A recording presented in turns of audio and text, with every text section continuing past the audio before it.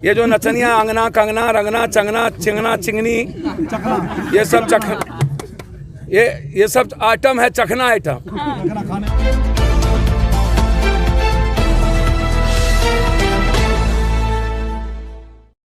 यहाँ जो कीड़े गाड़ दी गई है किसानों के लिए, सबसे बड़ा आतंकवादी है हम लोग। किसान आतंकवादी है, देश में हमेशा नफरत पैदा करने की बात करता है, हमेशा। ठीक है, आपको क्या लगता है कि ये हमें अब ये इतना डरी हुई सहमी हुई सरकार है कि कील गाड़ रही है अपने ही घरों के लिए, अपने ही परिवार के लिए। चीन और पाकिस्तान का बॉर्डर अब इनके लिए कुछ नहीं है।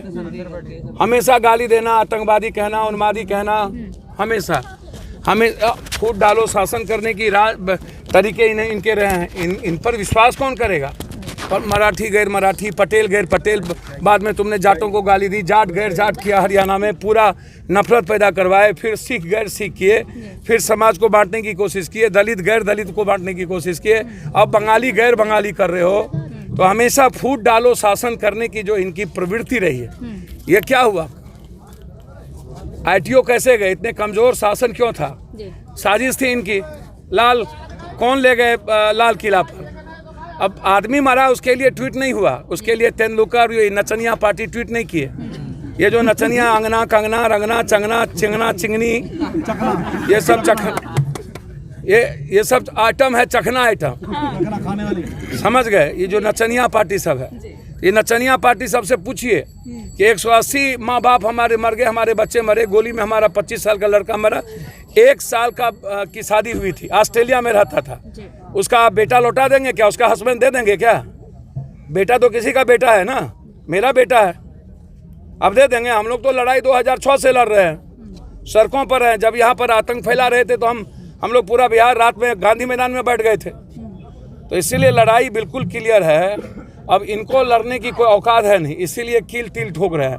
राइफल बंदूक बम बारूद से ये लड़ना चाहते हैं। लोकतंत्र पर और संविधान पर, बाबा साहब अम्बेडकर पर इनको भरोसा नहीं है। ना इनको नानक पर, ना गुरु गोविंद पे, ना इनको किसी पर भरोसा नहीं है, ना राम पे, ना रहीम पे, किसी पे नहीं। इनको बस भरोसा है इनकी सत्ता, पूंजीपतियों पे, दलालों पे, जुबरकर पे, गूगल पे, अदानी पे, अंबानी पे, इन पर किनको भरोसा नहीं है। ये मस्त आइटम है ये सरकार, समझ गए? ये अब इनको लगता है कि हम इसी तरीके से लाठी डंडा से हम हाँक के चला लें। इनको औकात का पता चला सन 47-57 के बाद। 1806 में भगत सिंह के फादर ने अंग्रेजों के खिलाफ, किसान इसी 3 मूवमेंट के खिलाफ लड़ी थी।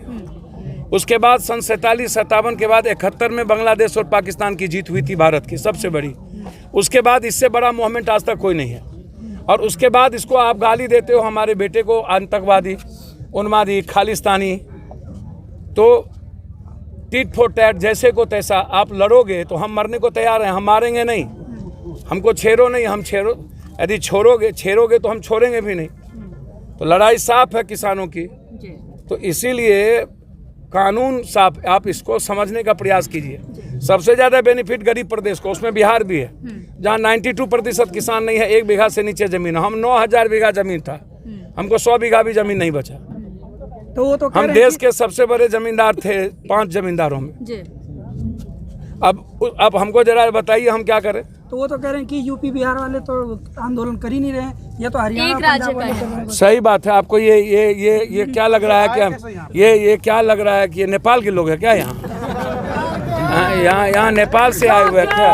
ये इसको समझने का कोशिश करिए, बड़ी लड़ाई है। और इसको तमिलनाडु में भी है, महाराष्ट्र में भी 1 लाख किसान जुटे हुए हैं, राजस्थान में भी हैं। वो क्या कर रहे हैं? चित भी मेरी, पट भी मेरी, सुब बाजा तब बाजा, चलनियों बाजा।